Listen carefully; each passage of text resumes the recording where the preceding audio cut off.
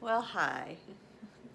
So, a couple of years ago, I knew a woman who wanted to lose some weight. So, she cleaned up her diet, she started to exercise.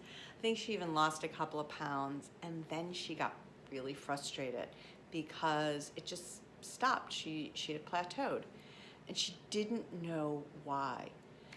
And so one day she's at work, and one of her coworkers said to her, "You know, every time you walk by my desk, you grab a handful of candy." And she's like, "No, I don't." And he's like, "Yeah, you do." And he's like, "And you eat the candy while we're talking." And she's like, "I definitely don't do that." And then all of a sudden, she had a big aha moment.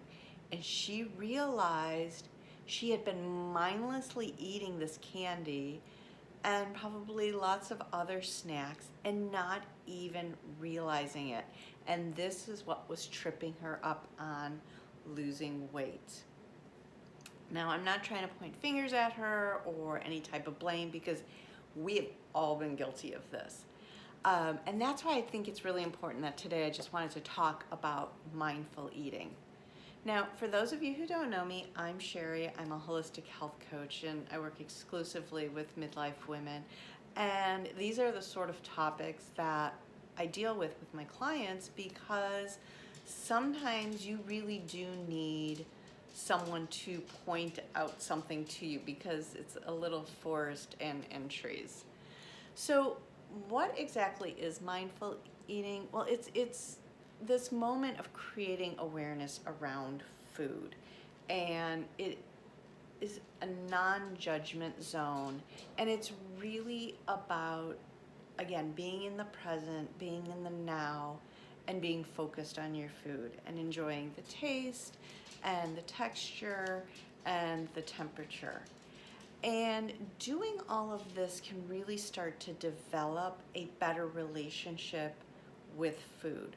So if you're someone who carries a lot of guilt about food, or maybe you try to control situations regarding food, you might not have the healthiest relationship with food. And as you start to practice mindful eating, what it allows you to do is it sort of eases up this stress, this anxiety, the shame, the guilt around food.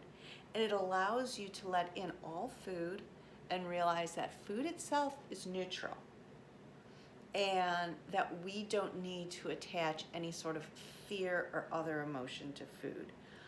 Also, mindful eating is about eating slower. And not only are we going to be enjoying our food more, but it's really going to allow us to start to tap in deeper to our body and start to listen to our body and hear what it's saying.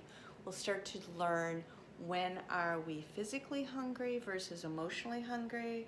When are we comfortably full versus overstuffed?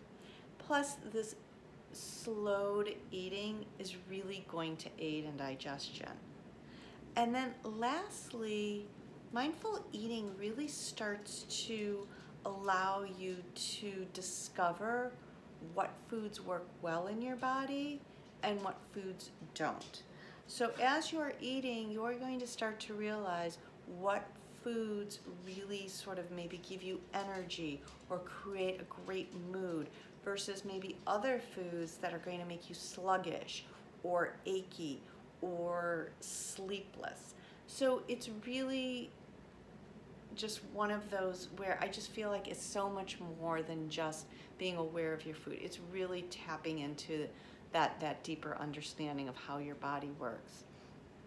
Practicing mindful eating is not doesn't have to be complicated, right? If you would like to try it, I suggest just start off with one meal or one snack and eliminate all distractions. So we're talking no TV, no computer, no phone, just you and your plate of food, being in the present and in the now. So that's what I have for you this week. If this is something that you'd like to dive a little deeper into, I highly recommend come join me on my community in my Facebook group, Happy Vibes Health. And this is just one of many topics that we touch on. So until next week, peace and love.